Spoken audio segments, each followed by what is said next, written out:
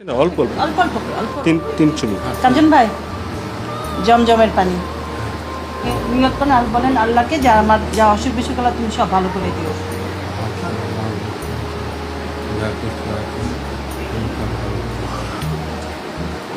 বিসমিল্লাহ তিনবারে খাবেন।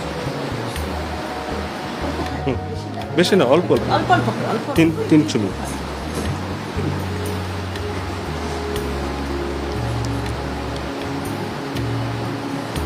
হ্যাঁ, ব্যাস, ব্যাস, ঠিক আছে এটা আবার ইলিয়াস কাঞ্চনকে জমজমের পবিত্র পানি পান করালেন চম্পা। ইলিয়াস কাঞ্চন যাতে সুস্থ হয়ে যান তার জন্য জমজমের পানি নিয়ে যান অভিনেত্রী চম্পা। গুরুতর অসুস্থ ঢাকায় চলচ্চিত্রের কিংবদন্তি অভিনেতা ও নিরাপদ সড়ক চায়ের প্রতিষ্ঠাতা ইলিয়াস কাঞ্চনের সময় কাটছে চরম উৎকণ্ঠা ও ভালোবাসার মধ্য দিয়ে। চিকিৎসার উদ্দেশ্যে আবারও যুক্তরাজ্যে রওনা হওয়ার দিন ঘনিয়ে আসায় তার গুলশানের বাসভবনে প্রতিদিন ছুটে আসছেন চলচ্চিত্রের সহকর্মী ও স্বজনেরা। সেই ধারাবাহিকতায় অসুস্থ ইলিয়াস কাঞ্চনকে দেখতে তার বাসভবনে উপস্থিত হন দুই বরেণ্য অভিনেত্রী সুচন্দা ও চম্পা। ইলিয়াস কাঞ্চনের রোগ মুক্তি ও দ্রুত সুস্থতার আকুল প্রার্থনায় সাথে করে পবিত্র জমজমের পানি নিয়ে আসেন চিত্রনায়িকা চম্পা। তিনি নিজ হাতে বোতল থেকে কাঞ্চনকে জমজমের পানি পান করান।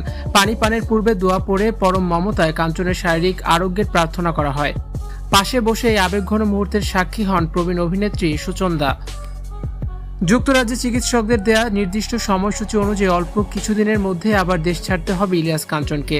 জীবনের এই কঠিন লড়াইয়ে দেশের চলচ্চিত্র অভিভাবক ও সহকর্মীর প্রতিদিন তার পাশে দাঁড়াচ্ছেন।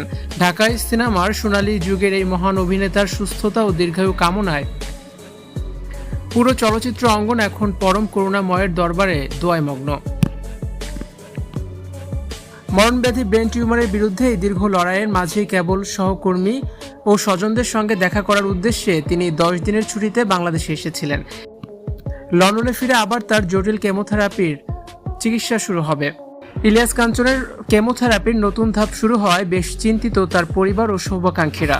প্রতিদিন গুলশানের বাসভবনে প্রবীণ অভিনেত্রী শবনম, আনোয়ারা, চম্পা, সুচন, মিশা সওদাগর সহ রূপালী পর্দার অজস্র সহকর্মী উপস্থিত হয়ে তার প্রতি ভালোবাসা ও সমবেদনা জানাচ্ছেন।